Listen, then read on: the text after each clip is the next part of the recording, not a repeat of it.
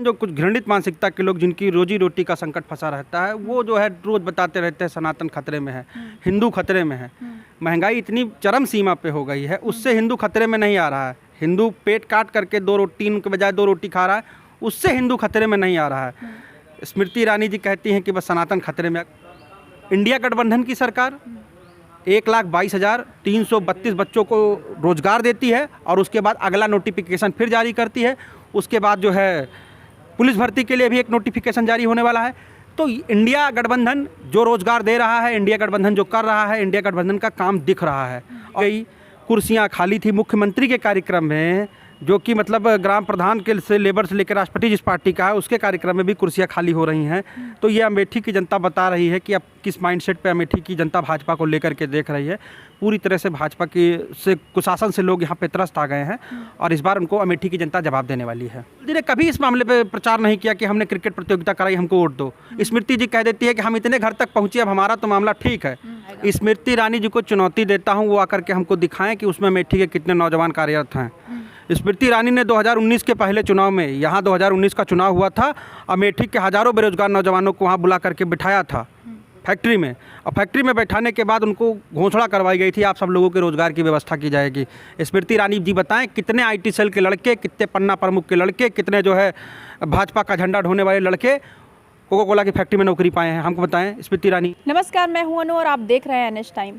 आज हमारे साथ मौजूद है विकास अग्रहरी जी, जो कि कांग्रेस पार्टी के प्रवक्ता है। तो आज उनसे हम कुछ बातचीत करना चाहेंगे कि 2024 को लेके आने वाले चुनाव का क्या है, मतलब क्या सोच रहे हैं, क्या माहौल चल रहा है इस समय अमेठी का। तो आप क्या कहना चाहेंगे, 2024 चुनाव बिल्कुल नज़दीक है, किस तरीके से आपकी तैयारियां चल रही हैं और किस तरीके से अमेठी में जो मतलब कांग्रेस और बीजेपी के बीच में ये जो बातें चल रही हैं उस पर आप क्या कहना चाहेंगे। देखिए, अभी हालिया समय में मुख्यमंत्री योगी आदित्यनाथ जी का कार्यक्रम यहाँ पे लगा था। वो आए थे, खेल प्रतियोगिता कराई थी, सांसद खेल प्रतियोगिता में ट्रॉफी, जो विजेता ट्रॉफी होती है वो लुटाई गई, दोनों हाथों से लुटाई गई। मतलब जो बच्चे भाग लिए, जो जिनको मिलना चाहिए था उनको नहीं मिला। अव्यवस्था का आलम इतना था कि लोगों को पीने के लिए पानी तक नहीं मिला। वहाँ पे ट्रॉफियाँ लुटाई गई, कुर्सियाँ खाली थी मुख्यमंत्री के कार्यक्रम में, जो कि मतलब ग्राम प्रधान के से लेबर से लेकर राष्ट्रपति जिस पार्टी का है उसके कार्यक्रम में भी कुर्सियां खाली हो रही हैं। तो ये अमेठी की जनता बता रही है कि अब किस माइंडसेट पे अमेठी की जनता भाजपा को लेकर के देख रही है। पूरी तरह से भाजपा की से कुशासन से लोग यहाँ पे त्रस्त आ गए हैं और इस बार उनको अमेठी की जनता जवाब देने वाली है। अच्छा, जिस तरीके से मतलब यहाँ पे विकास के बारे में अगर हम बात करते हैं तो बहुत सारे अभी बीजेपी के एक कार्यकर्ता थे, जिनके जिला अध्यक्ष हैं, उनसे बातचीत के दौरान उन्होंने सब बताया है कि हाँ कहाँ कहाँ विकास हुआ है। माननीय स्मृति ईरानी जी ने विकास किया है, तो उस पर आप क्या कहना चाहेंगे। देखिए, जिला अध्यक्ष जी का मैंने कोई वक्तव्य नहीं सुना है, लेकिन फिलहाल मैं बस यही कहूँगा कि जिला अध्यक्ष जी जो भी कुछ कहते हैं, भाई वो तो अभी तक थे ही नहीं, उनको तो बस ऐसे ही ला के बिठा दिया गया कुर्सी पे कि चलो कोई मिल नहीं रहा है तो तुम्ही को हारने की जिम्मेदारी तुम्हारे कंधे, कोई लेने के लिए जिम्मेदारी तैयार नहीं था इनके यहाँ। बुजुर्ग थे, नेता थे, वो उनको लाके बिठा दिया कुर्सी पे, ये हारने की 2024 हारने की जिम्मेदारी इन्हीं के कंधों पे डाली जाए, इसलिए उनके यहाँ कोई तैयार ही नहीं हुआ। तो बस जो कुछ भी है स्मृति जी और वो कर रहे हैं। अच्छा, एक चीज़ हम और आपसे कहना चाहेंगे, जिस तरीके से यहाँ पे मतलब कहा जा रहा है बेरोजगार लोग यहाँ पे घूम रहे हैं, लेकिन कोका कोला कंपनी का उद्घाटन हुआ है, तो उस पर आप क्या कहना चाहेंगे। वहाँ पे लगभग कितने लोग जो है क्या उनको रोजगार मिल पाएगा, नहीं मिल पाएगा। स्मृति ईरानी जी को चुनौती देता हूँ, वो आकर के हमको दिखाएं कि उसमें अमेठी के कितने नौजवान कार्यरत हैं। स्मृति ईरानी ने 2019 के पहले चुनाव में, यहाँ 2019 का चुनाव हुआ था, अमेठी के हज़ारों बेरोजगार नौजवानों को वहाँ बुला करके बिठाया था फैक्ट्री में, और फैक्ट्री में बैठाने के बाद उनको घोषणा करवाई गई थी आप सब लोगों के रोजगार की व्यवस्था की जाएगी। स्मृति ईरानी जी बताएं कितने IT सेल के लड़के, कितने पन्ना प्रमुख के लड़के, कितने जो है भाजपा का झंडा ढोने वाले लड़के कोका कोला की फैक्ट्री में नौकरी पाए हैं, हमको बताएं स्मृति ईरानी। स्मृति ईरानी कुछ नहीं करती हैं। लडानी ग्रुप का जो भी वो है प्लांट, लडानी ग्रुप ने शुरू किया, अच्छी बात है, हम उनके लिए शुभकामनाएं प्रेषित करते हैं। लेकिन स्मृति ईरानी जी ये बताएं कि उसमें अमेठी के लोगों को फुल ऑटोमेटिक प्लांट है, बमुश्किल उसमें 300-400 का स्टाफ है, बमुश्किल 300, और सारे के सारे प्रोफेशनल रखे गए हैं। सारे ऑपरेटर तक वहाँ पे जो है वो बाहर से आए हुए हैं। मैंने जानकारी जो अपने माध्यम से जुटाई हुई है, यहाँ के लोगों को, यहाँ के नौजवानों को बिल्कुल भी उसमें रोज़गार नहीं मिल रहा है। बस वो एक फीता काट दिया गया, ठीक है। वो तो क्या दिखावा किया जा रहा है? बिल्कुल दिखावा किया जा रहा है और अमेठी की मीडिया भी इस पे शामिल है। भारत की मीडिया भी इन दिखावों में शामिल है। 500 लोगों की एक फैक्ट्री का उद्घाटन होता है, मीडिया हुआ करने लगती है, अरे बड़ा विकास हो रहा है। 1,22,332 लोगों को बिहार में शिक्षक भर्ती में डायरेक्ट 2 महीने के अंदर नोटिफिकेशन जारी करके परीक्षा कराई जाती है, रिजल्ट उनके हाथ में थमा दिया जाता है। दीपावली से पहले इतने परिवारों को रोज़गार मिलता है। 1,22,232 बड़ा नंबर है। नरेंद्र मोदी जी आज तक 10 साल में कभी भी इतनी संख्या में रोज़गार नहीं दे पाए हैं। और एक चीज़ आपको बताएं, रोज़गार नियुक्ति पत्र बांटने का काम डाकिया करता था। नरेंद्र मोदी जी गलती से कभी 50-60 हज़ार नियुक्ति देते भी हैं तो उसका भी पत्र स्वयं से पकड़ाते हैं। मतलब प्रधानमंत्री डाकिया बन गया है।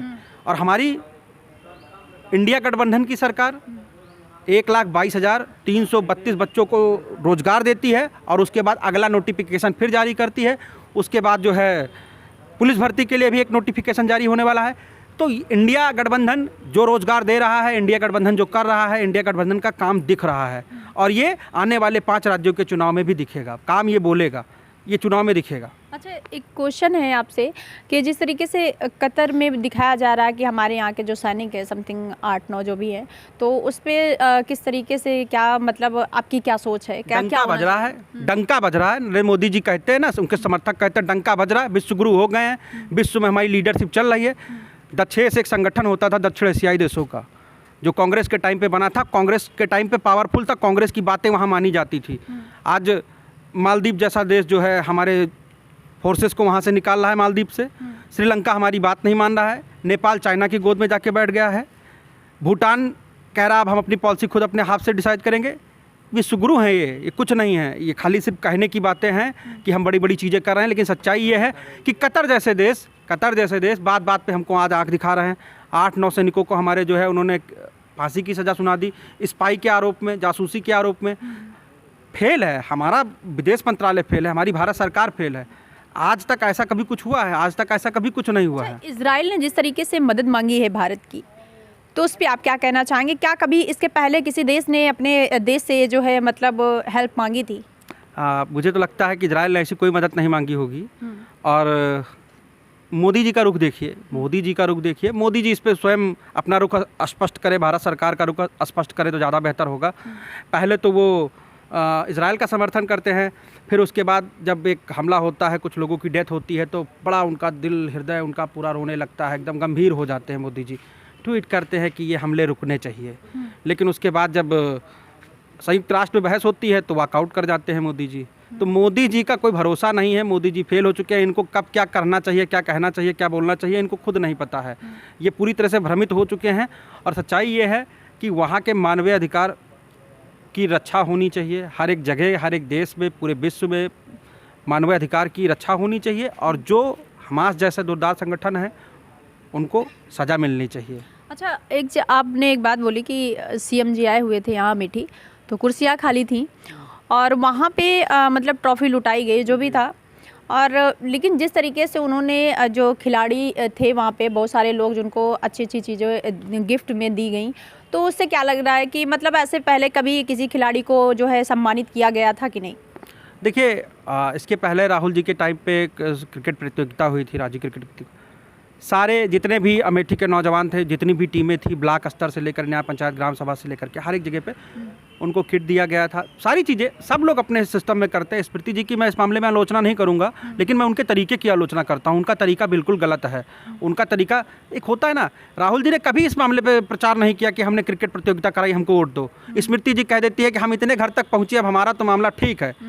उनके जो चरण चंपक हैं, जो यहाँ बैठे रहते हैं 2-4, वो बता देते हैं कि स्मृति जी बस अब तो आप 1.25 लाख बच्चों का आपने खेल प्रतियोगिता कराया है, 1.25 लाख तो घर आप पहुंच गई, आपके तो 6,25,000 वोट पक्के। अच्छा, सनातन धर्म की बात किया जाए तो जिस तरीके से लोग कहते हैं सनातन धर्म, कुछ लोग इसका वो भी करते हैं, तो उस पर आप क्या कहना चाहेंगे? अभी कुछ दिन पहले यहाँ पे आई थी स्मृति ईरानी जी, जो कि भवानी, शायद आप जानते होंगे, वहाँ पे दर्शन वगैरह उन्होंने किया था, तो उस पर आप क्या कहना चाहेंगे? क्या सनातनी होना गुनाह है? नहीं, गुनाह को ये किसने कहा सनातनी होना गुनाह है? नहीं, जिस तरीके से लगातार लोग कह रहे हैं कि सनातन धर्म को जो है मतलब बदनाम किया जा रहा है, कोई कह रहा है कि नहीं होना चाहिए, कोई कह रहा है कुछ और, ऐसे में क्या कहना चाहेंगे आप? दुनिया जब स्टार्ट हुई थी, सब कुछ शुरुआत हुआ था, तब से सनातन है।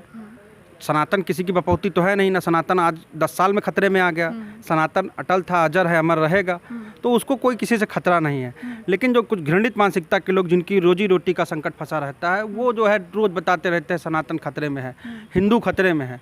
महंगाई इतनी चरम सीमा पे हो गई है, उससे हिंदू खतरे में नहीं आ रहा है। हिंदू पेट काट करके 2 रोटी, 3 के बजाय 2 रोटी खा रहा है, उससे हिंदू खतरे में नहीं आ रहा है। स्मृति ईरानी जी कहती हैं कि बस सनातन खतरे